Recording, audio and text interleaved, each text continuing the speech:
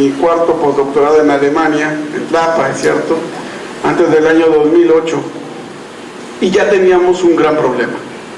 Un problema en donde estaba claro que el crimen organizado estaba ganando espacios, que la seguridad, la paz social, de la cual hizo también referencia a la doctora Leodegaria, estaba cada vez menguando más. Realmente sabemos que México ha reclamado una cosa a toda la clase política, y es la justicia, es la paz. Una paz que fue recogida por el presidente Enrique Peña Nieto en su Plan Nacional de Desarrollo. Uno de los ejes rectores de ese Plan Nacional de Desarrollo es claramente un México en paz. Un México en paz que solamente se puede conseguir cuando tengamos la seguridad de que al volver a nuestras casas, nuestros bienes fundamentales no habrán sido lesionados, que un familiar cercano no habrá sido secuestrado, que un conocido no ha sido privado de la libertad y que ni siquiera se sabe quién fue quien lo privó de la vida, que al llegar y ver nuestras casas no haya sido víctima del crimen organizado o desorganizado, porque haya robado nuestras pertenencias. Un México en paz que realmente parecía en el Plan Nacional de Desarrollo, que tenía las líneas directrices más importantes que han seguido países de primer mundo, que comienza con directamente una política social para prevenir el delito. Una política social que inicia con medidas económicas. Es decir, no es el derecho penal el instrumento inicial con el que se debe tratar de atacar al delincuente. No es el derecho penal el que previene los delitos. Son otra serie de medidas. Medidas económicas, decía yo. Está claramente demostrado que una vez que empieza una crisis económica, los delitos contra el patrimonio de inmediato se disparan. Lamentablemente, cuando la situación económica regresa a buen estado, no con la misma rapidez disminuyen esa clase de delitos. Llama poderosamente la atención que en nuestro país más del 50% de la población penitenciaria está compurgando una pena por un delito contra el patrimonio cuyo monto no superaba los 3,000 pesos. Esto nos puede entonces ir mostrando hacia dónde nos está llevando una situación económica que creíamos iba a mejorar notablemente con la reforma energética, pero que realmente la realidad nos ha mostrado que no es así. Que no es así porque una verdad a nivel mundial, en este mundo globalizado, es que la riqueza hoy en día no está en los recursos naturales. La riqueza de los países hoy en día, cuando menos de los países avanzados, está en la tecnología. Y la tecnología no es otra cosa más que la aplicación de la ciencia a un fin específico. Es decir, si nosotros, como decía Fox, habíamos duplicado el número de aguacates que estábamos exportando a Japón, muy bien.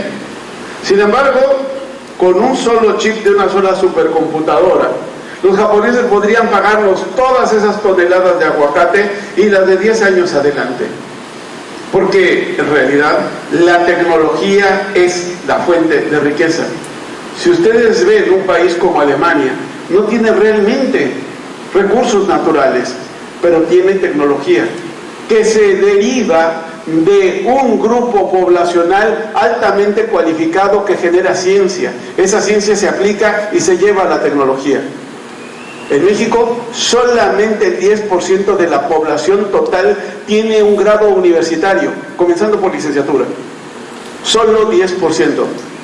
Esto nos lleva entonces a que realmente el estado de bienestar es muy difícil que lo alcance la mayoría de la población, destinada normalmente a la prestación de servicios, lo cual no genera verdaderamente riqueza, sino sobrevivencia o subsistencia. En este sentido, medidas ideológicas. Sabemos que siempre repetimos el apotegma de Juárez, entre las naciones como entre los individuos, el respeto al derecho ajeno es la paz. Sin embargo, en la realidad, muy poco seguimos este apotegma. Pocas veces realmente me muestro respetuoso del otro y dejo que viva como él quiere. Si ustedes revisan la estadística nacional, los delitos de lesiones, las leves, tienen su origen normalmente en un accidente de tráfico. Y la mayoría de ocasiones esto se debe a una falta de cortesía. Claro, si van ustedes al Distrito Federal, lo viven a cada segundo. Si de repente se les ocurre poner la direccional para incorporarse al otro carril, el que viene se le cierra.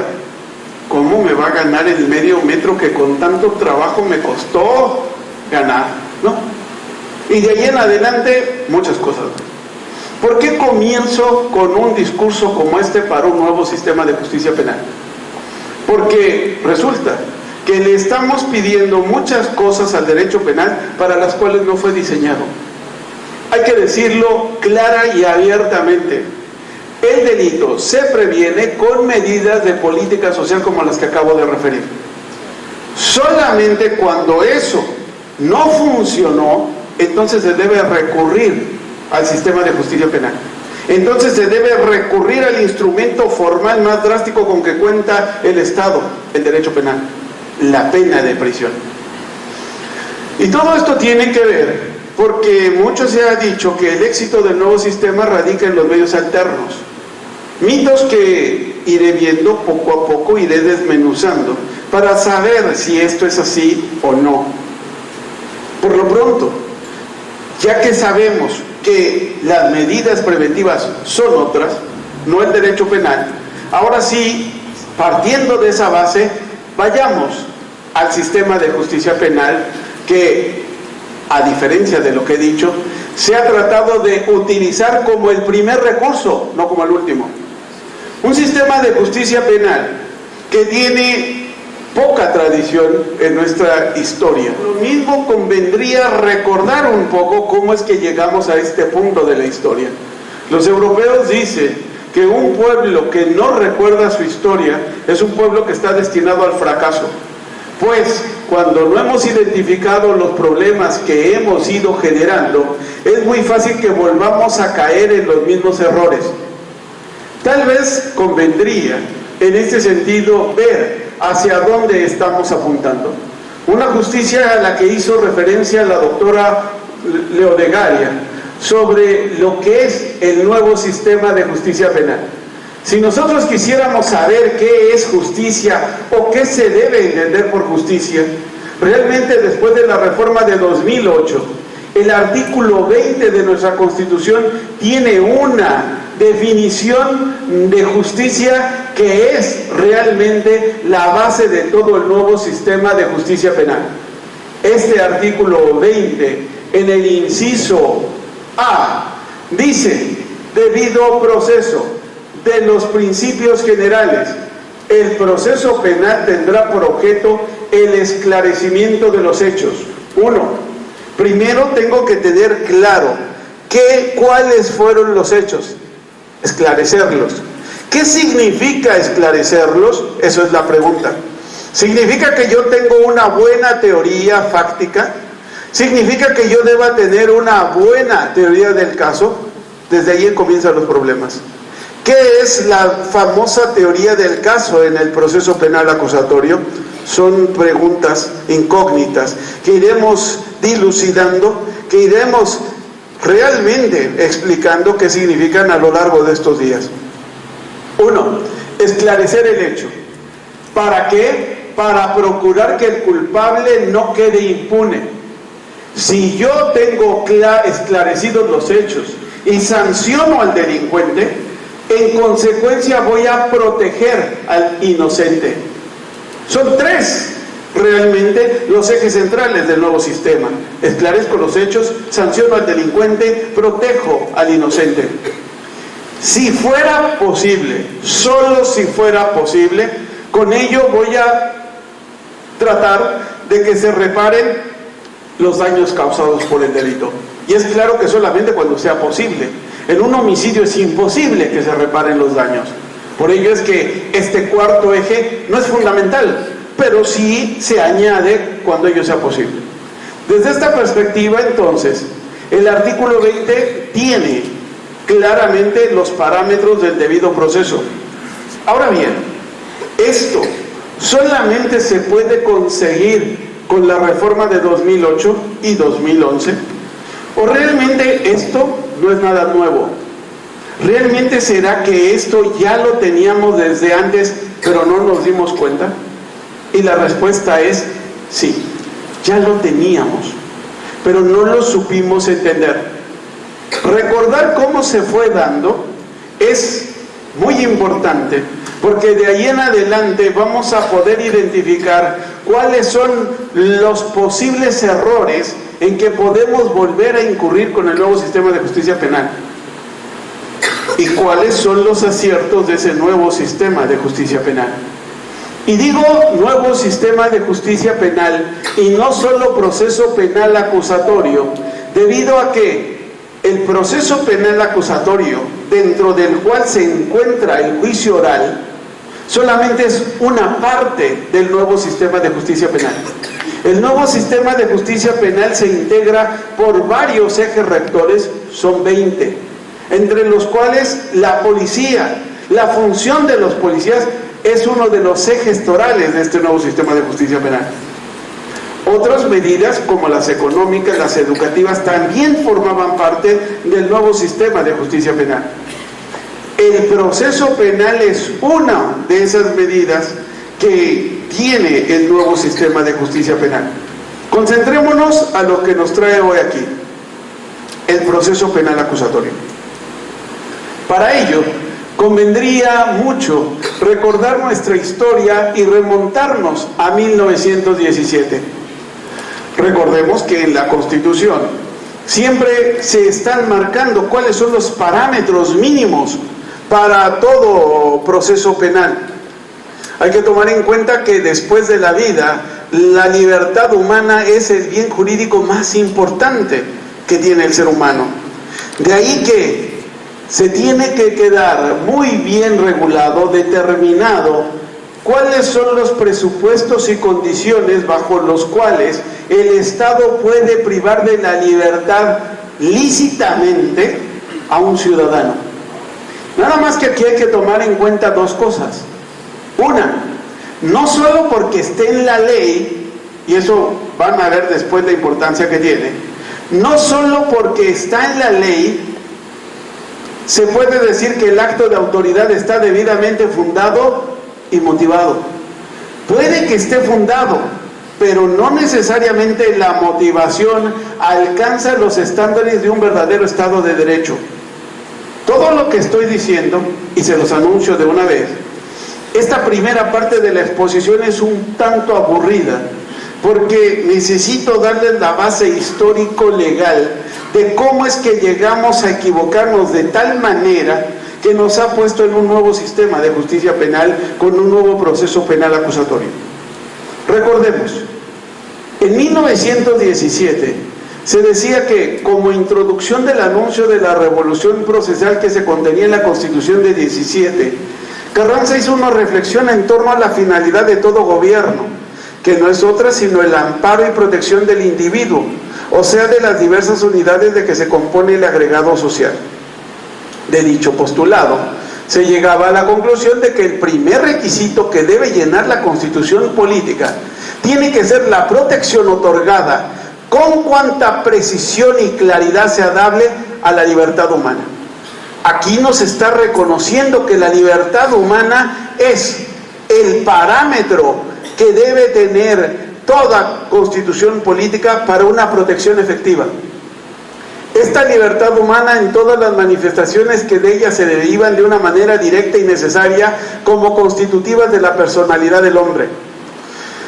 Es importante, y vuelvo a recalcar, tomar en cuenta esta historia, porque si ustedes revisan la exposición de motivos de la reforma de 2008, casi está en los mismos términos, solamente que con una terminología más moderna, pero casi dice lo mismo. A partir de este marco político general, el primer jefe hizo una poderosa crítica a la ineficacia de las garantías que todo imputado debe tener en un juicio criminal, las cuales ya se contenían en el artículo 20 de la Constitución del 57, ojo con lo que viene aquí, y que eran sistemáticamente violadas por las prácticas verdaderamente inquisitoriales que se dejan por regla general a los acusados sujetos a la acción arbitraria y despótica de los jueces y aún de los mismos agentes o escribientes suyos. Esto nos llevaba a una primera cuestión. Para que el Estado pudiera legalmente privar de la libertad a un ciudadano, tenía no solamente que tener el fundamento de lo que establecía la Constitución, sino que tenía que tener los elementos que motivaban esa debida privación de la libertad. Dos, son los actos iniciales en un proceso penal por los cuales el Estado puede válidamente llegar a privar de la libertad de un ciudadano. El primero de ellos es la orden de aprehensión. El segundo es el auto de formal prisión, según esta terminología. Llama poderosamente la atención que para que se librara la orden de aprehensión por el juez, se decía en el artículo 16 que para que se librara dicha orden, la autoridad judicial tenía que tener una denuncia, acusación o querella de un hecho determinado que la ley castigue con pena corporal, las cuales debían estar apoyadas por declaración bajo persona digna de fe o por otros datos que hagan probable la responsabilidad del inculpado. Estos eran los requisitos para librar una orden de aprehensión. Ahora bien, para llegar a dictar el auto de formal prisión, en este se tenían que expresar, uno, el delito que se imputaba al acusado, los elementos que constituyen aquel, lugar, tiempo y circunstancias de ejecución y datos que arroje la averiguación previa, los que deben ser bastantes para comprobar el cuerpo del delito y hacer probable la responsabilidad del acusado. Si leyeron con atención los dos artículos que acabo de poner, hay un común denominador para librar la orden de aprehensión y para dictar el auto de formal prisión, que debe haber un hecho que la ley considere como delito. Primer elemento, que el sujeto sea el probable responsable, no el responsable, el probable responsable. Esta palabrita después va a tener efectos muy importantes. Probable responsabilidad del imputado, 1. 2. ¿Qué más se requiere tanto en la orden de aprehensión como en el auto de formal prisión? Que esté comprobado que el cuerpo del delito se requería para la orden de aprehensión como el auto de formal prisión, ¿sí o no? No escucho, ¿sí o no? No es cierto. ¿No leyeron bien? ¿No leyeron bien? Y tengan cuidado, porque la base de nuestra profesión es el lenguaje. Aquí, para librar un auto de formal prisión, me dice que tengo que tener por comprobado el cuerpo del delito. ¿Está ahí o no? A ver, díganme, ¿dónde está en el 16 para dictar una orden de aprehensión?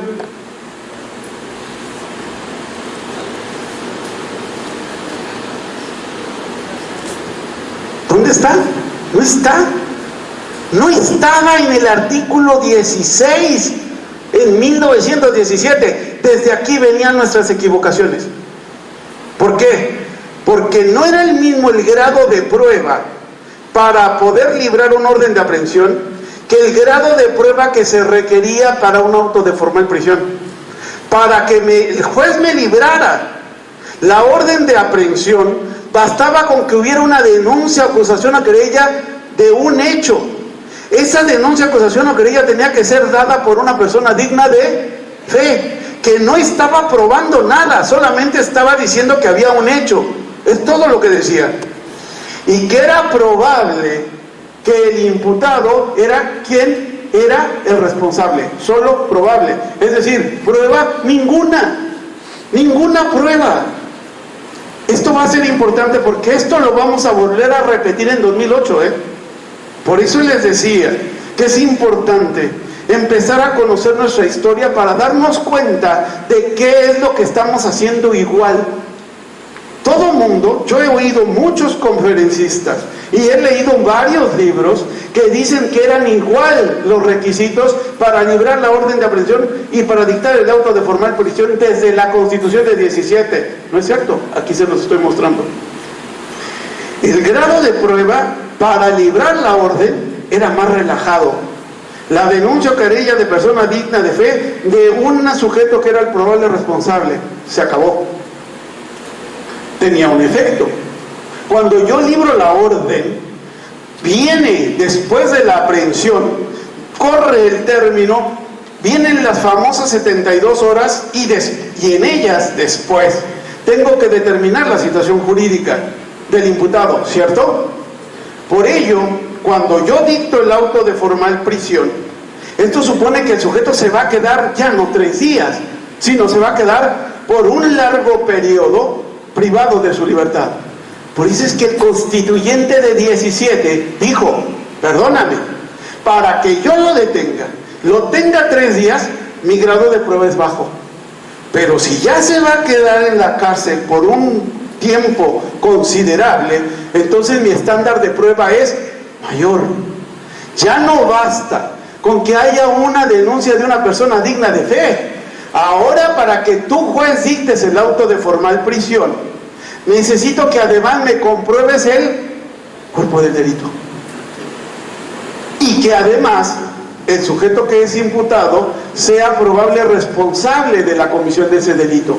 Mi grado de prueba ahora se eleva, porque ahora sí quiero comprobar algo. Cuerpo del delito, ¿sí o no? Sí. Ahora la pregunta es, ¿y qué es el cuerpo del delito? Porque si yo voy a probar algo, necesito saber qué es ese algo. No puedo probar aquello que no sepa qué es. Díganme, todos los que están aquí son operadores jurídicos, sea como jueces, ministerios públicos, abogados en ejercicio. Díganme ustedes, ¿qué es el cuerpo del delito? Y ahora sí, a ver. Ajá. Conducta típica, antijurídica y culpable, ¿sí o no? No. Otro. Elementos materiales de prueba. Otro. Los probables hechos, ¿como cuáles? Porque eso serían, ¿qué diferencia habría de eso con los elementos materiales?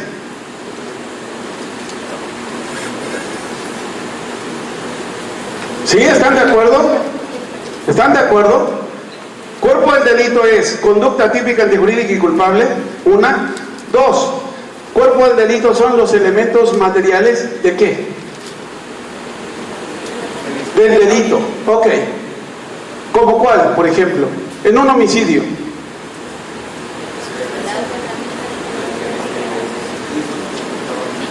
¿Cuáles? El cadáver.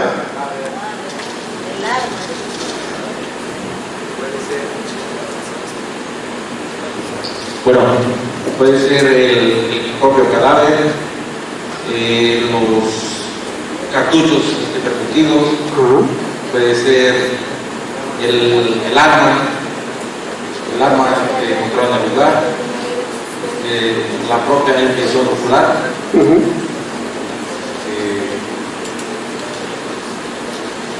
Puede ser otro elemento de prueba.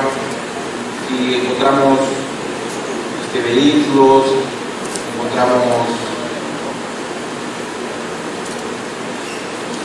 Ok, esos son los hechos. Elementos materiales. Otra definición de cuerpo del delito. Son las únicas. No, ¿verdad? ¿Cuál otra definición de cuerpo del delito tenemos?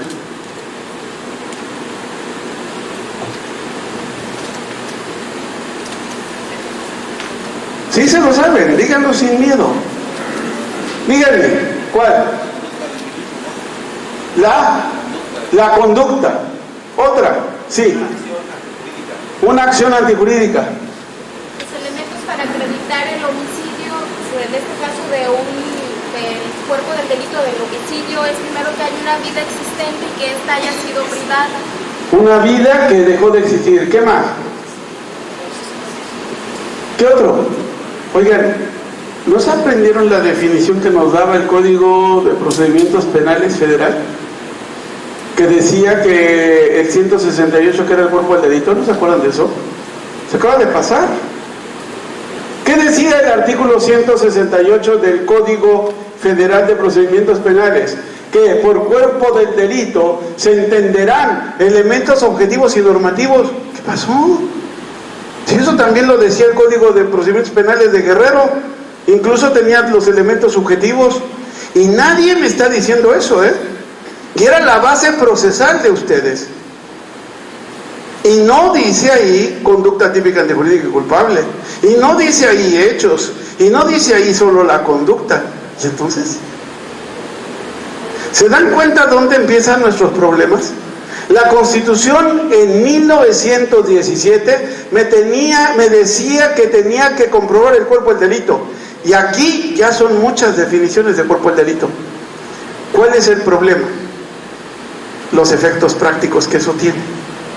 Vamos a suponer que en su carácter de juez, la doctora Leodegaria Sánchez tiene en su mente que el cuerpo del delito es conducta típica, antijurídica y culpable, y que el abogado Carlos Román, en su carácter de defensor público, tiene la idea de que es todos los medios materiales del hecho, pero solamente esos, todos los instrumentos, el resultado, demás. Y el Ministerio Público, ¿su nombre? Soy abogada, No, ya sé, pero estamos imaginando. Eugenia, la Ministerio Público Eugenia dice: para mí cuerpo del delito es solamente la preexistencia de la vida y la falta posterior. Para el homicidio. Para el homicidio, sí, estamos hablando de un homicidio. Para el homicidio es una vida que dejó de existir.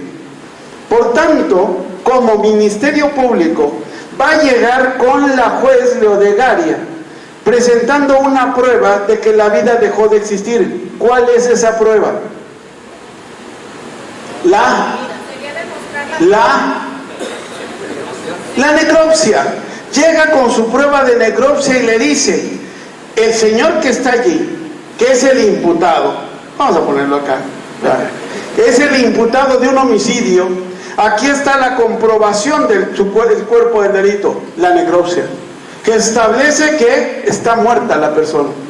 El defensor dice: no es completa su prueba. ¿Por qué? Porque le falta determinar cuál fue el instrumento, cuál fue el vehículo. Todo eso no está acreditado.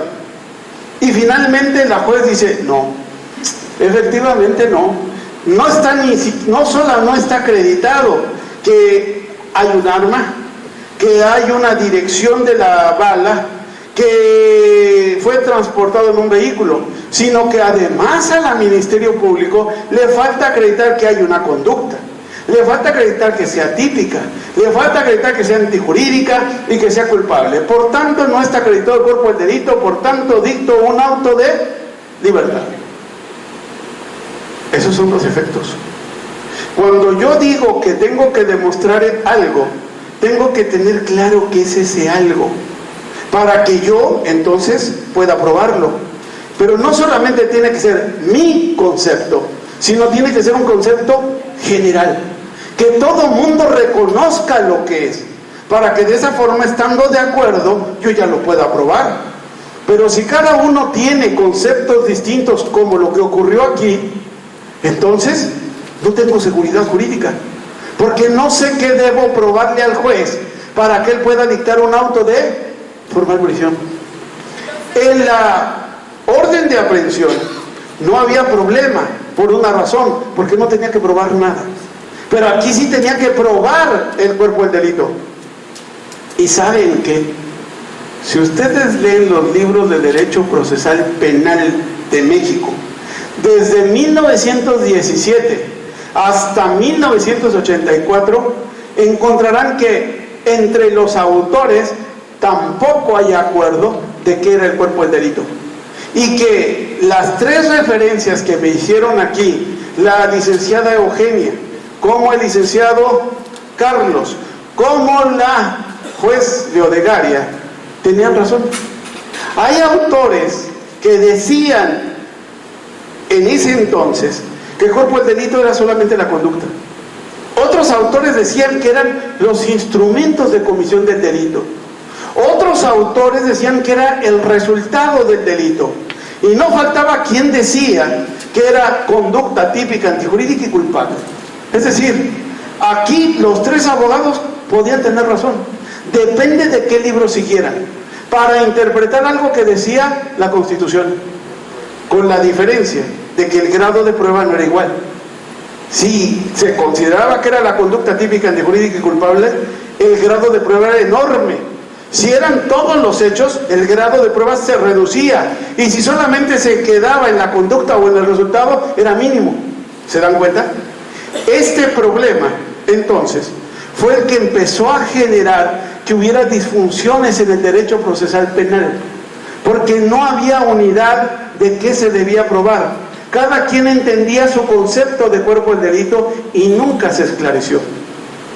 Por ello es que, ante esta disparidad de conceptos, se consideró que era necesario llegar a unificar criterios, y por ello se dijo: vamos a partir de un concepto mucho más conocido y de un mejor concepto que todo el mundo tenga claro y que sepa qué es realmente lo que debe probar.